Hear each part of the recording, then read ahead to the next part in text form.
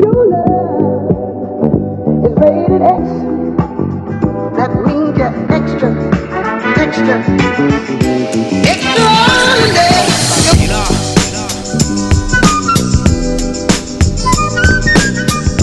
The thing about doing lock updates with a lock channel is kind of, you got some challenges with a lock channel. Your hair doesn't necessarily grow or do a lot, you know, right off the cuff. It's not like my hair grows a foot every week. And so you gotta give yourself some time to do updates. Give you guys a 360 of these purple joints.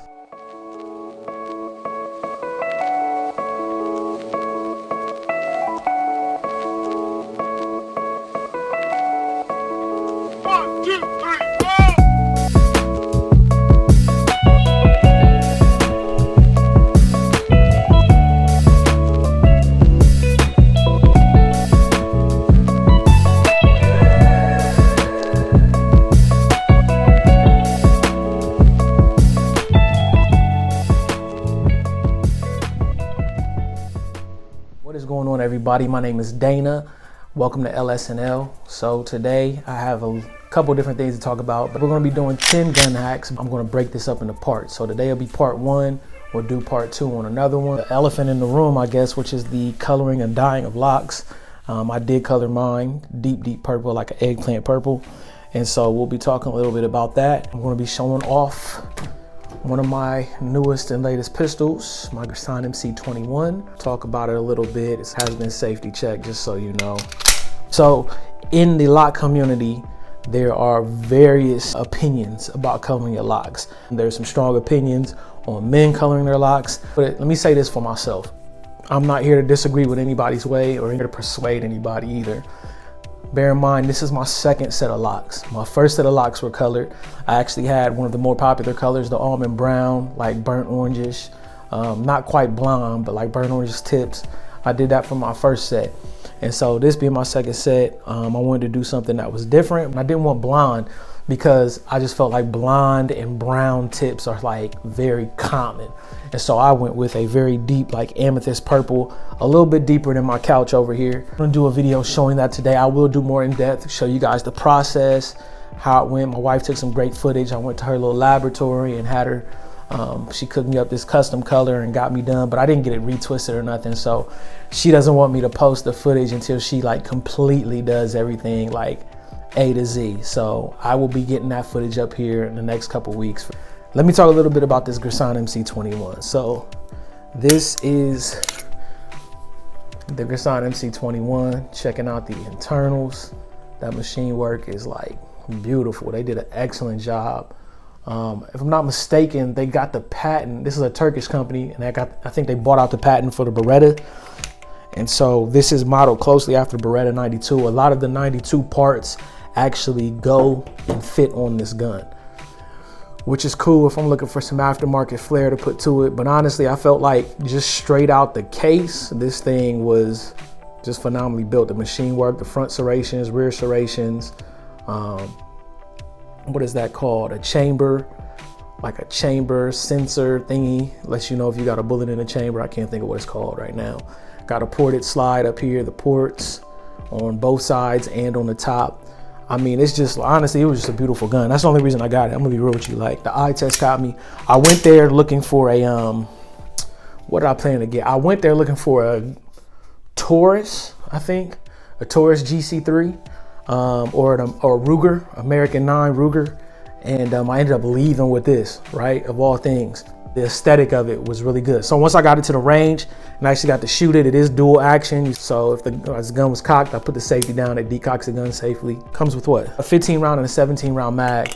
I actually had to order the 17 round mag, and I put a UTG light, weapon light on it. I keep weapon lights on all my pistols. I'm not going to turn this into like some gun collection show. I'm not going to be on here showing you guys every piece of firepower that I own. That's not what this channel is about. But since being a firearm owner is a part of my lifestyle, it fits right in line with what you're gonna find on this channel. So that's the Girsan MC21. I didn't do anything else to it. It has no other aftermarket pipe parts. At the range, I was shooting better with this than I was with my concealed carry pistol. If you've seen any of my previous videos, I don't have it in every video, but some point this baby makes a cameo in my other videos. This is my favorite one to shoot, but surprisingly, even though I've got more work in on this one, I shot better with the Girsan MC21. One would have to be manscaping, guys. Manscape and sanitize your holster.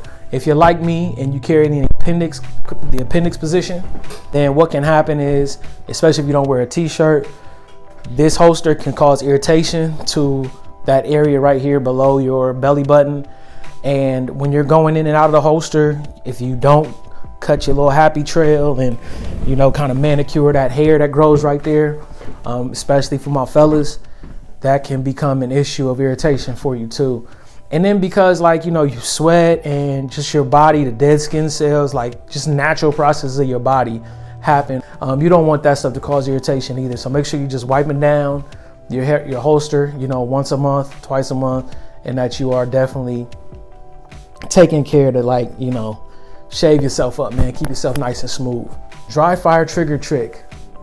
All right, and we are here with Glock 48, and we're talking about the trigger trick. So let's go ahead and safety check the gun first. All right. Gun has been safety checked now. There is nothing inside of the gun, nothing inside of the chamber. It all looks good. So this is what happens if you try to dry fire. You heard the click, and now the trigger does not reset. It stays to the back. It is not coming forward, and you'd have to physically go in, rack the slide like so, and now the trigger removes from the back and resets so you can pull the trigger again. There are a couple products out there. They can be costly, and so this is one of the hacks I picked up and learned how to do myself. I'm going to take an old piece of mail here, piece of junk mail. Shout out Spectrum, thank y'all. Take a piece of junk mail, and I'm just going to fold a little piece of paper like so. And what I'm doing with this paper essentially is I'm just going to stick it in between the barrel and the firing pin on the top of the slide. Fold it down. Then I'm going to release my slide.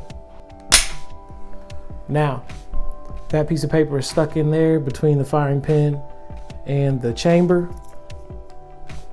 I'll fold this down and get it out the way of my sights, or I can rip it off. It really doesn't matter. It's not going to hurt anything. But now watch this. When I take my trigger, it resets on its own now. I'm not getting any type of click, and I'm able to dry fire while continuously working on my trigger press. Every time that my gun is out of the holster, for whatever reason, if I'm changing it from a holster to a safe, or to a safe in my car or a vehicle holster, make sure you're doing a manipulation of some sort every time your gun is not in the storage bin or it's not in one of your holsters carrying on your person. When I take my gun out, I will do some type of manipulation, even if it's just taking my mag out, looking at my mag, putting my mag back in. That's a manipulation. Press check. That's a different manipulation. If I have a light, I'm using my light. Also, make sure you're getting a rep in. Comes out, manipulation, presentation rep. Notice I'm not on the trigger. I don't plan on shooting anything. You gotta have finger discipline. And all I'm doing here is I'm checking my grip, aligning my sights, making sure my finger discipline is good. All of those little manipulations, they go a long way in making sure that you're reinforcing, you know, positive habits, positive training skills, muscle memory, motor skills. Focusing on those things makes a world of difference. Purchasing a range magazine. So I have these little clear magazines I take to the range. For like example, this one goes to my Glock. This is not a magazine I would conceal carry because it's so long. It's a 19 bullet mag. But the purpose of purchasing a magazine just for training, just for the range, is you don't wear out the springs of your EDC mags or of your HD mags. Surrounding what wears out the springs of mags, let me clear that up for you on this video. If my magazine is always like this with no bullets in it, it's not going to do any damage. That spring is going to stay strong.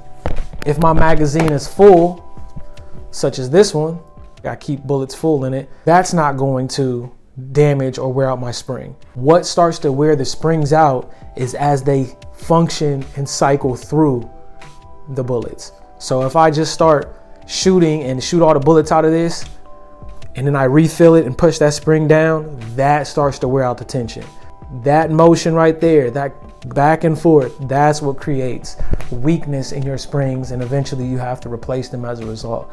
And so to keep from having to do that so often, a great hack that you can use is buy separate magazines for your training. Thank y'all for joining the channel. If you're enjoying the content that we have here, please like, comment, share, and if you haven't already, hit the subscribe button so you can support continuing to pump out new content.